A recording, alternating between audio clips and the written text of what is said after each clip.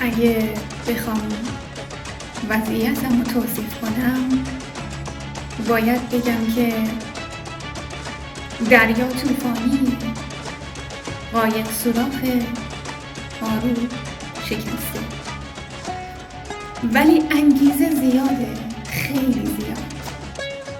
از کوسه هام نمیترسم. گاهی وقتا سر تو هی با خودم درگیرم که اگه تو رو نداشتم چی میشد تقدیرم. اگه تو دلم نبودی قلب من خالی بود. زندگی بدون تو یه حس پوشالی بود. وقتی تو روزای سر گریه امونم نمیداد، دست کی رو شونه هم بود که غمام برن به باد.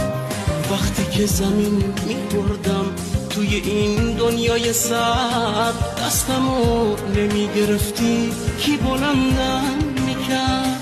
خدایا شکر، خدایا شکر که به داد من رسیدی.